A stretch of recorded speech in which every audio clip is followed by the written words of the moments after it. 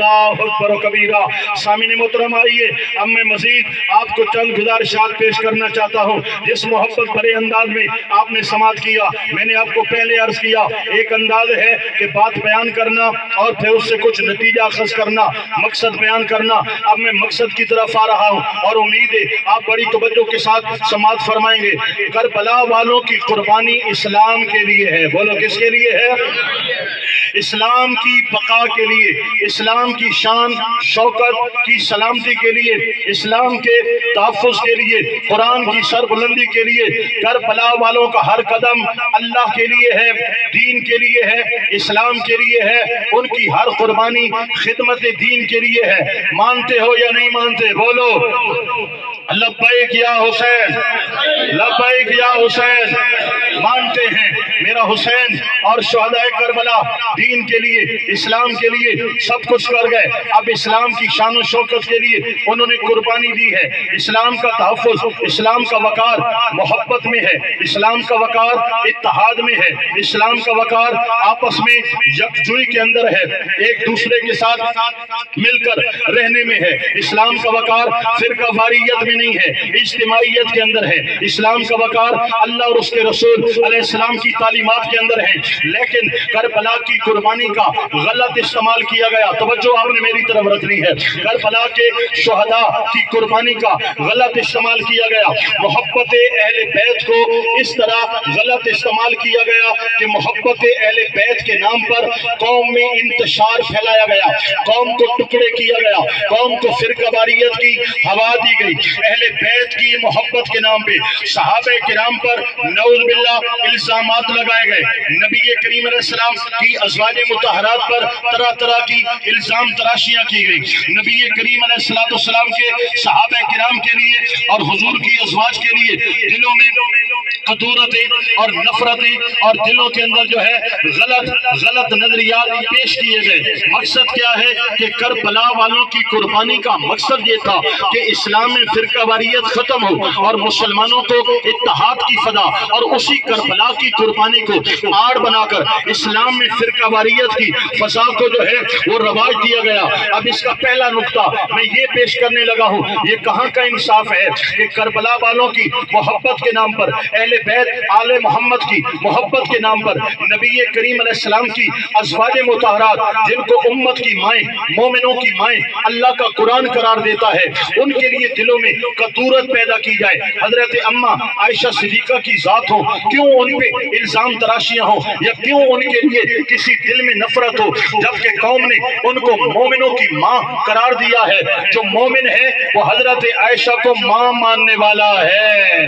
दोस्तों क्या वजह है कि हजरत सैयदा हफ्सा रज़ी अल्लाह तआला अन्हा आपके मुताल्लिक दिलों में कतूरतें पैदा की जाए। हुजूर के घर का कोई हया नहीं है कि नबी करीम अलैहिस्सलाम से जो निकाह में आई हैं, जो हुजूर नबी पाक के घर में रही हैं, जिनका खाना पीना उठना बैठना मेरे नबी पाक के साथ है, कुरान में जिनका एक बार नहीं कई बार रब्बुल जलाल जिक्र कर चुका है, और जिनको हुजूर का इतना कुर्ब और इतना पड़ोस मिल चुका है और इतनी संगत और सोबत मिल चुकी है, उनके लिए गलत रिवायात घड़ना, तारीख का सहारा लेना, इधर उधर की बातें करना, थोड़े टप्पे माइए मन घड़त किस्से और कहानियां बनाकर कौम का ज़हन खराब करना, ये इंतशार है, ये फ़िरकावारियत है, और यही से फसादात का इब्तदा होती है और फसादात बपा होते हैं। मोहब्बत अहले बैत मनाओ, इसके इस अहले बैत की बात करो, जिक्र अहले बैत करो, इससे इंतशार नहीं फैलता। इंतशार कब फैलता है? जब हुजूर के घराने के खिलाफ बात की जाए, अम्मा उम्महातुल मोमिनीन के खिलाफ बात की जाए,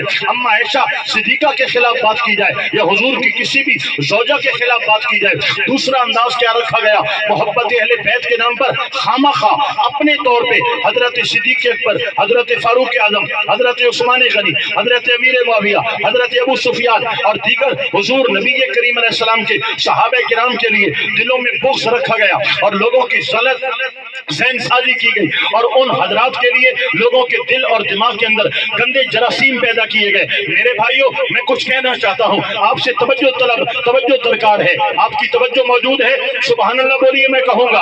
اور اگر کوئی بات عقل کے خلاف ہو، اگر کوئی بات، ایک بات ہوتی ہے وہ شریعت کے مطابق ہوتی ہے لیکن عقل نہیں مانتی، ایک بات وہ ہوتی ہے جو عقل مانتی ہے شریعت کے خلاف ہوتی ہے۔ میں جو بات کرنے لگا ہوں نقلی طور پہ یعنی شرعی طور پر بھی یہ آپ کا دل مطمئن ہوگا اور عقلی طور پہ بھی آپ کا دل مطمئن ہوگا۔ ذرا توجہ دیجیے گا، توجہ پوری کیجیے گا میرے بھائیوں، ذرا برابر اپنی توجہ کو ہلنے مت دیجیے گا۔ میں یہاں پر اللہ کا قرآن رکھتا ہوں اور اس طرف آج کا اخبار رکھتا ہوں، کل کا اخبار رکھتا ہوں۔ قرآن میں کوئی اور بات لکھی ہے، اخبار میں کوئی اور بات لکھی ہے، آپ کس کی بات مانو گے؟ قرآن کی بات مانو گے یا اخبار کی بات مانو گے؟ اور بولو کس کی بات مانو گے؟ اخبار کی بات کیوں نہیں مانو گے؟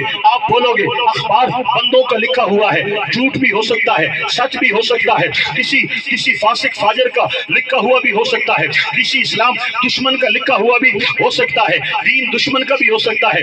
قرآن اللہ کا کلام ہے اور حضور کی حدیث آقا پاک کا فرمان ہے، لہذا ہم قرآن کی مانیں گے، ہم حدیث کی مانیں گے، ہم اخبار کی نہیں مانیں گے۔ تو میرے بھائیوں بالکل اسی طرح تاریخ کی حیثیت کیا ہے؟ ایک اخبار ہے، تاریخ ایک اخبار ہے۔ کیا ہے بولو؟ اخبار اس دور کے مورخین نے اخبار کی طرح، جیسے آج ہمیں خبریں مل جاتی ہیں، وہاں یہ ہوا، وہاں یہ ہوا، وہاں یہ ہوا، یہ خبریں ہیں جن کو تاریخ کی کتابوں کا نام دیا گیا کہ کہاں کیا کب کیا ہوا، یہ مورخین نے لکھا ہے۔ اب جناب مورخ اچھا بھی ہو سکتا ہے، برا بھی ہو سکتا ہے، نیک بھی ہو سکتا ہے، فاسق بھی ہو سکتا ہے، فاجر بھی ہو سکتا ہے، بد مذہب بھی ہو سکتا ہے، اسلام دشمن بھی ہو سکتا ہے۔ اخبار تاریخ کا درجہ اخبار کے برابر ہے، سچ جھوٹ ہو سکتا ہے۔ اور ایک طرف اللہ کا قرآن، ایک طرف حضور کا فرمان، جب ادھر قرآن ہو، ادھر حضور کا فرمان ہو، ادھر تاریخ ہو، تو بتاؤ تاریخ کی مانو یا قرآن و حدیث کی مانو؟ قرآن و حدیث کی ماننی پڑے گی۔ مسلمان قرآن کی طرف جائے گا، مسلمان حدیث کی طرف جائے گا۔ پھر کیا وجہ ہے؟ قرآن اور بولے، تاریخ اور بولے، حدیث اور بولے، تاریخ اور بولے، اور پوری قوم تاریخ کے پیچھے پڑی ہے، دوڑے کے پیچھے پڑی ہے، ٹپے مائیوں کی طرف پڑی ہے۔ ارے اسلام تاریخوں سے نہیں ملتا، اسلام اللہ کے قرآن سے ملتا ہے۔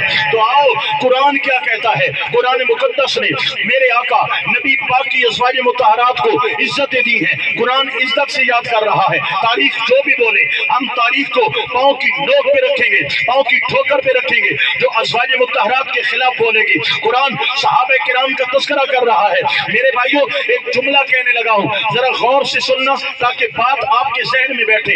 اللہ کے قرآن میں سب سے زیادہ جو آیات ہیں اللہ کی توحید پر ہیں، اللہ کی شان، اللہ کی قدرت پر ہیں۔ اللہ کی توحید کے بعد جو سب سے زیادہ آیات ہیں وہ انبیاء کرام کی عزت اور حضور کی شان پہ ہیں، اور حضور کی شان کے بعد قرآن کی سب سے زیادہ جو آیتیں ہیں وہ نبی پاک کے صحابہ کرام کی شان میں ہیں۔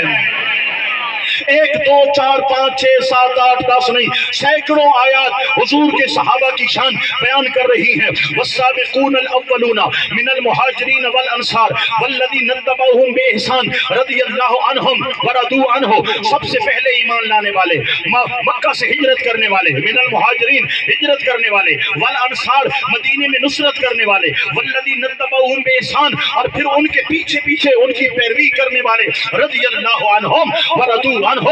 اے محمد تیرے تمام صحابہ سے رب راضی ہو گیا ہے، صحابہ رب سے راضی ہو گئے ہیں۔